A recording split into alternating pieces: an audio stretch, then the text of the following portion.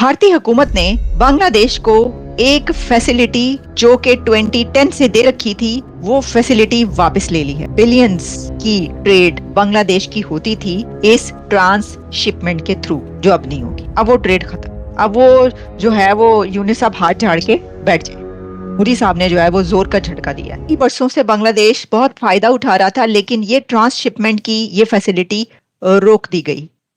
इसकी रीजन भी आपके सामने रखते हैं और पहले इसकी डिटेल्स बताते हैं आपको। देखिए, जैसा कि मैंने कहा कि ये जो ट्रेड एक एग्रीमेंट आप इसको कह सकते हैं, trade agreement, a trade and transit treaties को कहते हैं, जो कि ये इजाजत देता है कि गुड्स ऑफ वन कंट्री किसी दूसरे जो डेस्टिनेशन है वहां तक पहुंचे। कैसे? कि किसी और कंट्री के थ्रू, पास थ्रू होकर। तो आप किसी एक कंट्री को इस्तेमाल कर रहे होते हैं, उसका लैंड के उसके थ्रू होकर आपकी एक्सपोर्ट्स गुजरती हैं और दूसरे कंट्रीज तक पहुंच रही होती हैं। अब इसमें यह है कि ये एक सेपरेट डेस्टिनेशन पर पहुंचती थी बांग्लादेश की गुड्स, कहां से होकर? Through India. अब इंडिया और बांग्लादेश जो है उन्होंने ये साइन किया था फर्स्ट ट्रांजिट एग्रीमेंट इन नवंबर 2010 और protocol was signed in 2015 by both governments, India and Bangladesh. लेकिन भारत ने ऐसे ही नहीं दे रखी थी ये वाली फैसिलिटी।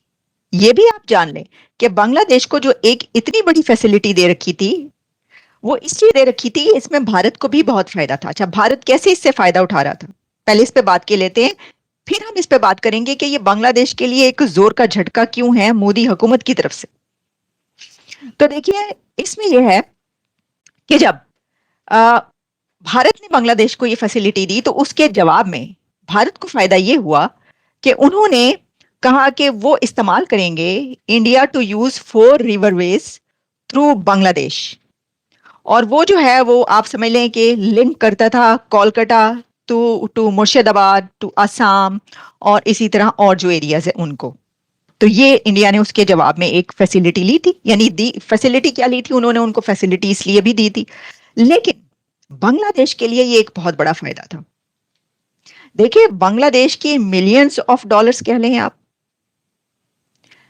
या आप बिलियंस ऑफ बांग्लादेशी रुपीस कह लें या डॉलर्स कह लें, बिलियंस की ट्रेड बांग्लादेश की होती थी इस ट्रांसशिपमेंट के थ्रू, जो अब नहीं होगी। अब वो ट्रेड खत्म। अब वो जो है वो यूनिस साहब हाथ झाड़ के बैठ जाएं एक नुक्कड़ में, क्योंकि वो बल्कि बैठ चुके होंगे अब तक।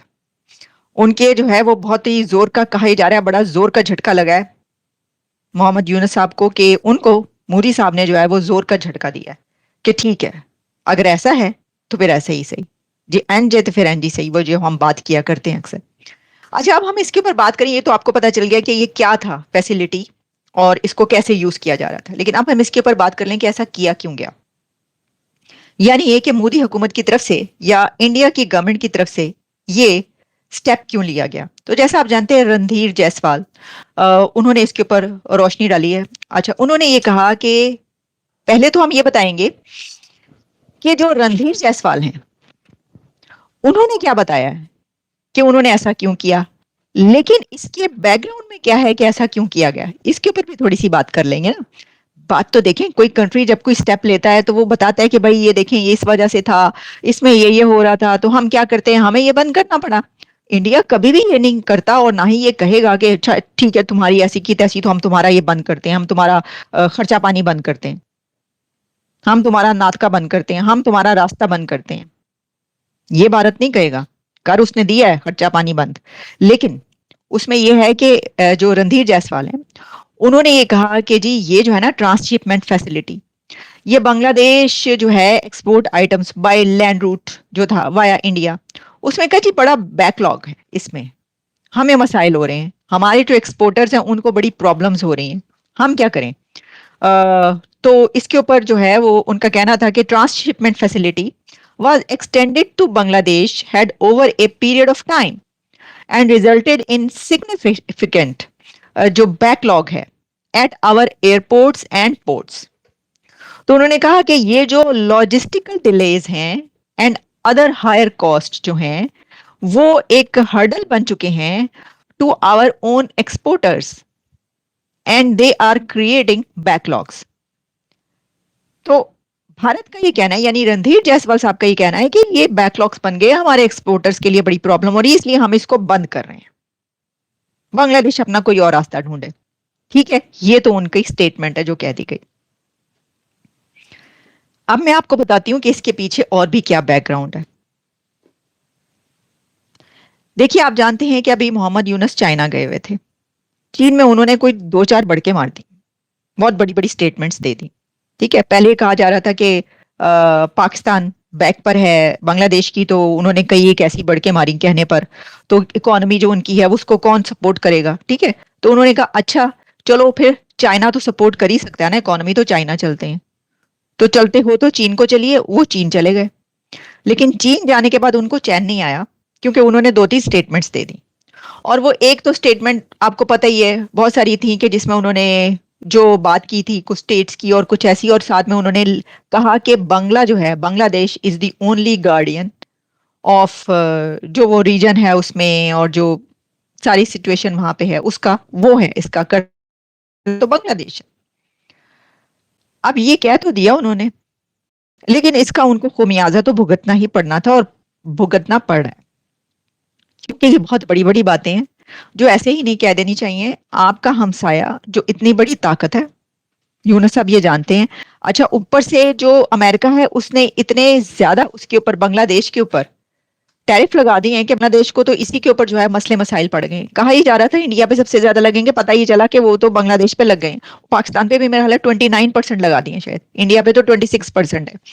तो भारत तो देखें वो सहार लेगा, भारत बड़ी एक ताकत है, उसको वो जो टैरिफ्स हैं वो उनको कर लेगा, जो भी उसने करना होगा जिस तरीके से, और वो कर रहे हैं। बांग्लादेश के लिए टैरिफ्स बहुत ज्यादा इसलिए कि हम जब यहां पर अमेरिका में कोई प्रोडक्ट खरीदने जाते हैं ना, खास तौर पर कौन सी, हम जब गारमेंट्स खरीदने जाते हैं, तो आपको पता है जब शेख हसीना की गवर्नमेंट थी तो उस वक्त कहा यह जाता है कि, जो कहा क्या जाता है, रियलिटी है ये, कि बांग्लादेश की गारमेंट इंडस्ट्री को बनाने और उठाने वाली शेख हसीना थी, जो उन्होंने कहां से कहां पहुंचा दिया उनको। इसी वजह से जो बांग्लादेश की इकोनॉमी है वो इतनी फ्लरिश की, और उन्होंने कहा कि जो भी है, वैसे तो कहा गया कि उन्होंने बड़ी डिक्टेटर्स वाले जो इकदाम स्टेप्स जो हैं बांग्लादेश के अंदर लिए, और बहुत लोगों को मरवाया वगैरह वगैरह, मारा, ये सब चलता रहा पॉलिटिकली, उसके हम कह रहे हैं जो बातें होती रही, लेकिन जो इकोनॉमी है उसको उन्होंने बड़ा फ्लरिश कर दिया। उन्होंने कहा कि देखिए मैंने बांग्लादेश को कहां से, टके से उठाकर तो बिलियंस पर पहुंचा दिया। ये बात ठीक है अपनी जगह पर।